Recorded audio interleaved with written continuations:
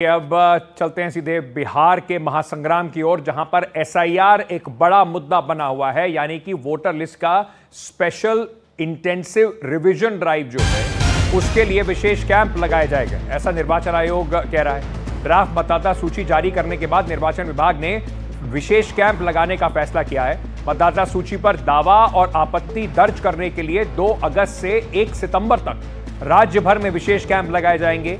जिन लोगों के नाम ड्राफ्ट मतदाता सूची में नहीं है वो मतदाता कैंपों में आकर आवेदन के लिए अपने दस्तावेज जमा करा सकते हैं, और किसी को अगर किसी पर आपत्ति है तो उसके लिए भी यहीं पर दस्तावेज जमा कराने होंगे। सभी ब्लॉक कार्यालयों, नगरीय निकाय के कार्यालयों में ये कैंप लगाए जाएंगे। हर कैंप में कम से कम 2 कर्मचारी होंगे। बुजुर्ग और दिव्यांग लोगों के लिए इन कैंपों में आने की जरूरत नहीं होगी, उन तक बूथ लेवल के ऑफिसर खुद पहुंचेंगे, ऐसा कम से कम अब ये जो निर्वाचन आयोग के अधिकारी हैं वो ये बात कह रहे हैं। सोमू आनंद हमारे सहयोगी इस वक्त हमारे साथ जुड़ रहे हैं। सोमू, यानी कि ये भी माना जाए कि कहीं ना कहीं जिस तरीके के सवाल और प्रेशर में चुनाव आयोग था एसआईआर को लेकर, अब कोशिश की जा रही है कि बड़े पैमाने पर कम से कम लोगों की सुविधा का ध्यान रखा जाए।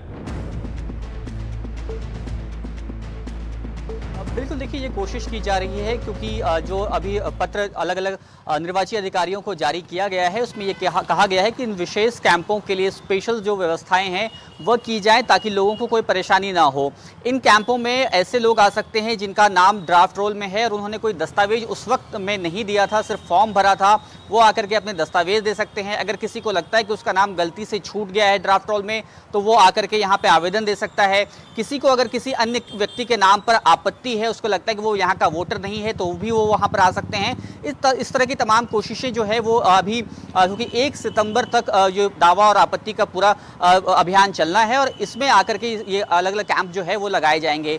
ये सभी कैंप प्रखंड कार्यालय, अंचल कार्यालय, नगरीय निकाय, इन सभी जगहों पर लगाए जाएंगे और यहाँ पर एईआरओ जो हैं वो उपलब्ध रहेंगे और एक जिले के अंदर आने वाले कोई भी मतदाता अपने जिले में किसी भी कैंप पर जाकर के अपना आवेदन सबमिट कर सकते हैं। एईआरओ की ये जिम्मेदारी होगी कि वे उन आवेदनों को विधानसभा वार, बूथ वार बांट करके सभी अधिकारियों तक पहुंचाएं और उसका निष्पादन करें। सोमू, बहुत बहुत शुक्रिया हमारे साथ इस खबर पर जुड़ने के लिए।